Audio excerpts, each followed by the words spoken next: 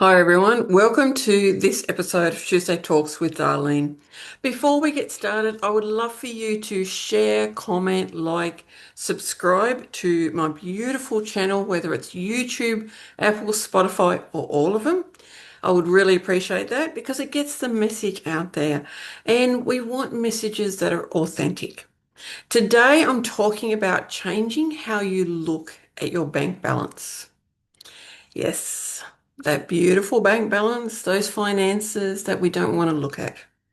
For a lot of people, checking your bank balance can feel charged. It can feel scary or it can feel exciting. You can feel different things on different days. There could be tension before you log in. You might have a quick inhale or you might even embrace your body. I know because I did this. And what's interesting here is this is all just numbers, but it rarely feels neutral. You you sort of panic sometimes. You wonder what's going to happen. Even when you've got lots of money in there, you still might have the panic, the tension. Today, I want to talk about the relationship that you have with your money. Not the strategy, not the spreadsheets, the energy. Because if your bank account was a person, would they feel welcomed by you or constantly judged? Interesting. And I want you to think about your bank balance being a mirror, not a verdict. Sounds a bit strange, doesn't it?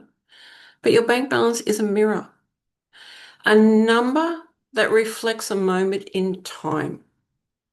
It is feedback for you, not your identity, not the identity of your business.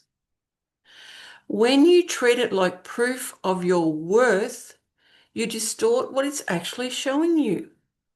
Think about that. Your bank balance isn't your worth. It's a number, it's energy. And your nervous system reacts to meaning, not math. Think about that. When you look at your bank balance, how does your nervous system respond? Is it responding to the numbers or is it responding to what you're saying in your head? If you've tried safety, success, or survival to that number, if it's tied to all of that, your body will respond accordingly.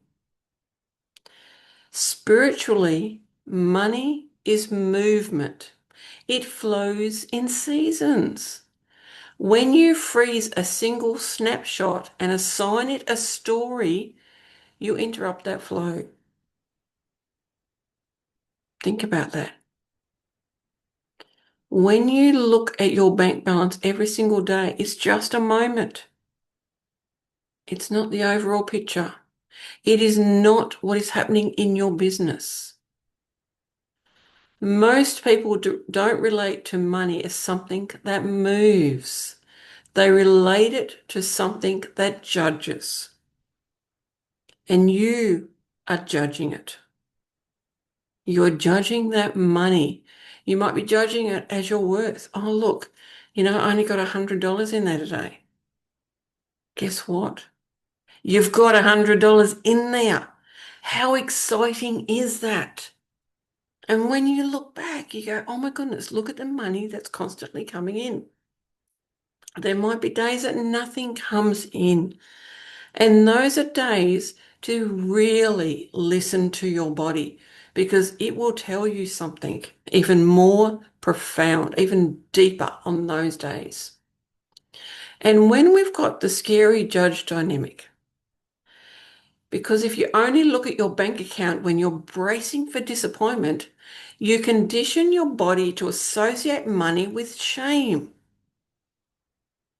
Now, I've learned to open my app with excitement. There are still some times that I open it going, oh, I really there should be money in there. There should have more money in there. Sometimes that still happens. It happens less and less and less now. My business isn't where I want it to be, and I'm okay with that because I need to be ready physically, mentally, spiritually, and my nervous system needs to be ready. And then so does my business. We need to be ready together to move forward to grow. And I'm open about where my business is. And as I said, I'm okay with that. It's it's normal. At the moment, I'm studying, which means I have less time for my business. And we've chatted about this. My business and I have chatted, and we're both okay. And when you avoid looking at your money, at your bank account, at your spreadsheets, this creates more anxiety than the actual number itself. Because again, you're associating that with shame. The longer that you avoid checking, the more power you give it. When you approach your bank balance with criticism, this isn't enough. I should be further along. There should be more money in there. You reinforce the scarcity at a subconscious level. Money doesn't respond to panic well, and neither does your nervous system. What happens if you shift the role money plays in your internal world? Let's move from judgment to relationship. Imagine your bank balance, your bank account, as a partner in your life. How would you speak to it? With hostility? With collaboration? Relationships strengthen through attention without aggression. Think about the relationships that you have in your life now. How do they strengthen? Let's do the same thing with your money, with your bank accounts. And you might hear I'm getting quite firm about this. I want you to look at your bank accounts on a regular basis, calmly and without dramatizing. This builds steadiness. This helps your nervous system be calm. Abundance will expand when it feels safe. When you feel safe, when your business feels safe, when your money feels safe, then you are abundant, and this abundance will grow and grow and grow. If every interaction that you have with money is loaded with a disappointment, you create contraction around that receiving. Now, as a woman, and I'm talking about me personally, I'm not talking about anyone else, because I was taught in counseling, we only speak for ourselves, and that's what I'm doing. I was brought up, I knew nothing about money. I knew nothing, and I knew nothing about receiving. I was taught that we give, give, give, give, give. Women are taught to overgive, to give to everyone else but themselves. They always put themselves last. I had to learn how to receive. And this is what this is about. It's about you receiving money. How do you receive it? Do you sort of receive it like, oh yeah, yeah, thank you. Yeah, that's kind of great. Or do you go, wow, thank you so much, business. Thank you so much, universe. Thank you so much, client, for this. I'm so grateful. I'm so abundant. Change the way you receive. Change the way you receive money. This isn't magical thinking. It's not. It is energetic congruence. When you, your business, your mind, your body, your spirit, and everything is working together energetically, it's amazing. There's so much alignment. Remember that your internal affects your external behavior from within to without, as above, so below. It's a saying for a reason. Whatever you are feeling and knowing inside, thinking, that is what you are going to see in the external world. The more that you form a relationship with your money, a relationship that is beautiful, that is amazing, that is abundant, the more that you're going to see that in the external world. Now, where I live, people claim it's one of those suburbs you don't want to live in, blah, blah, blah. Guess what? I don't listen to that. I've even had family go, "Oh, you live there?" Guess what? I look around and I see so much abundance because I'm looking for it. I look at the grass and how green it is. I look at all the beautiful houses down the street going, wow, look at those houses. Neighbours are beautiful because I look for it. When I go for a walk to the shops, guess what?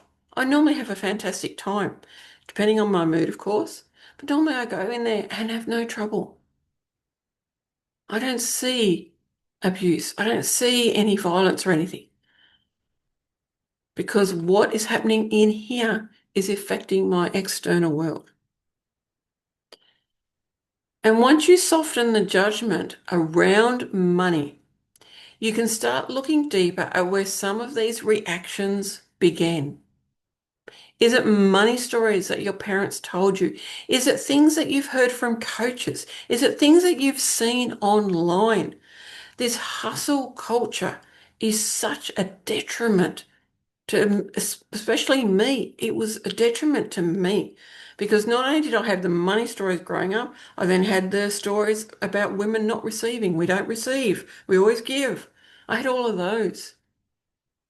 And I've learned through so much work of what feels beautiful for me in relation to my money.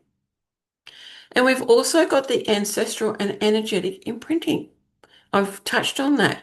You inherited beliefs about money long before you earned it.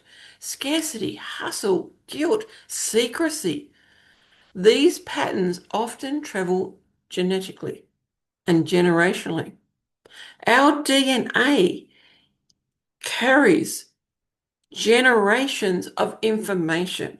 It is scientifically proven. I'm not making this stuff up. You can go and research it. Every single cell carries DNA of generations. We are carrying DNA of beliefs, of everything, of our families, and not just one side of the family, both sides of the family. So, depending on what they believed about money, that is what we are carrying. And if your family equated money with stress, power struggles, instability, then your body may still associate higher income with danger. Something to think about. Energetically, repetition becomes imprint. The stories told around the dinner table shaped how safe abundance feels in your system. How does abundance feel in your system? How does your business feel about abundance? Because it has an energy. You birthed it, you gave it energy, you continually give it energy, you grow it. How does it feel?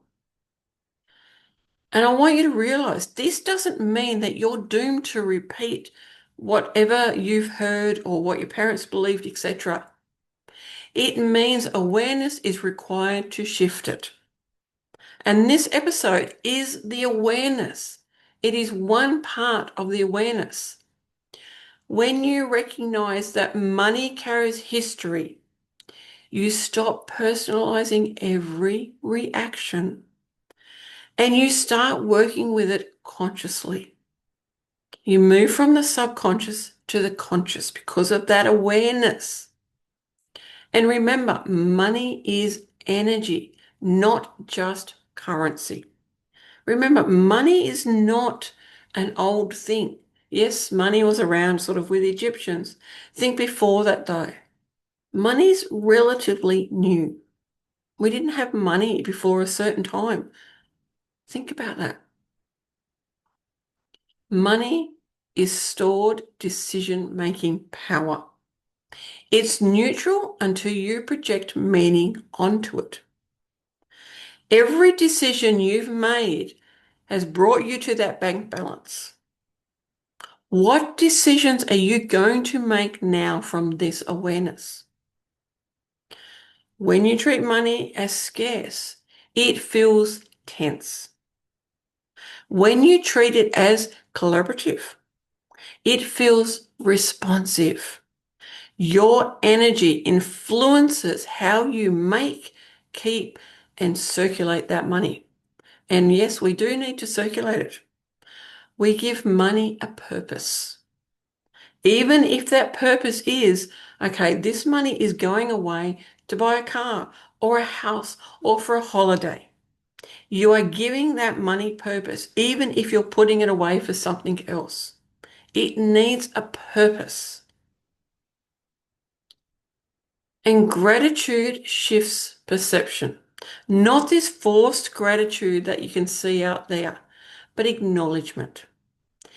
Even small amounts represent exchange, value, and participation in a larger flow. Now, whenever I go to the shops and I look at my receipt and it says you save this much, I just go, thank you. Thank you so much for that. I am so grateful that I've saved that money. It means I can spend that money on something else. That's not forced. That is me being, and I'm getting teary, me being so grateful that I've saved money. It is truly a beautiful thing, this gratitude. The more I do it, the more I feel abundant. And this spiritual maturity with money isn't pretending that everything is abundant. It's engaging with what is present without fear.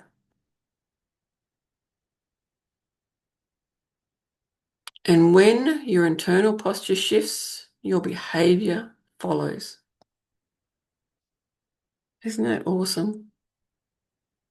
Now, I want you to also look at practicing digital and energetic cleanliness with money.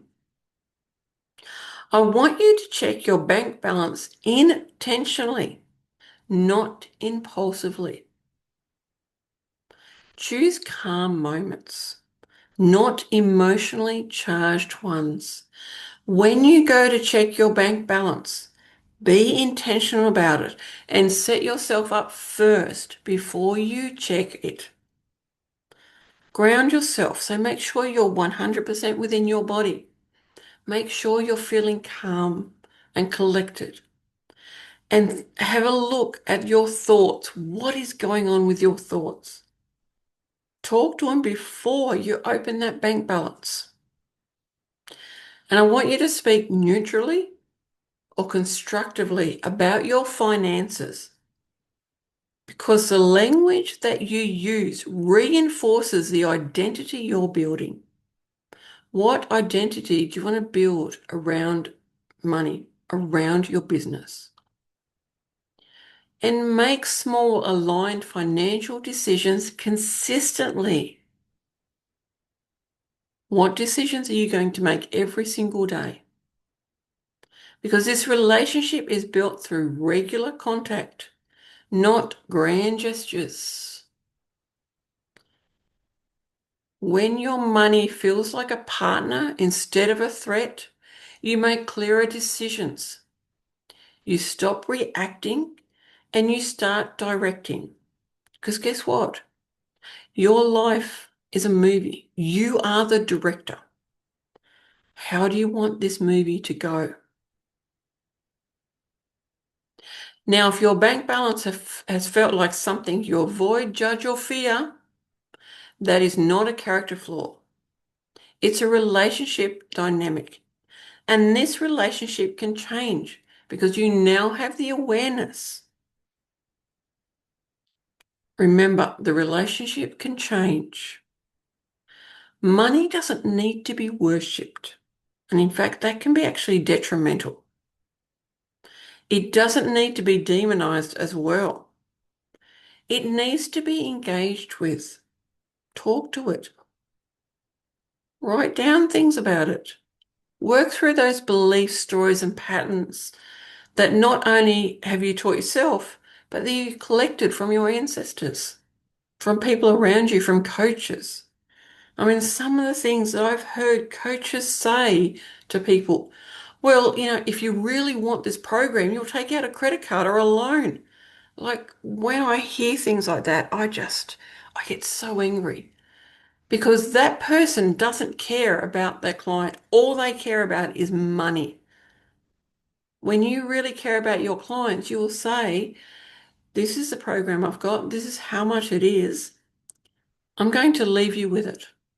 Is it okay if I call you in 2 days to see how you're going? Leave the decision with the client. Don't tell them that they don't want success because they don't want to do your program. Don't tell them that the only way they're going to succeed is if they take out a loan and work with you or get a credit card. Don't tell them that they don't need to talk to their partner because, that's just the wrong thing to do. Obviously, you can't make decisions. Don't worry about any of that. Because when you move from tracking numbers to building this relationship, something shifts internally. There's less bracing, less tension, and there's more steadiness, more clarity.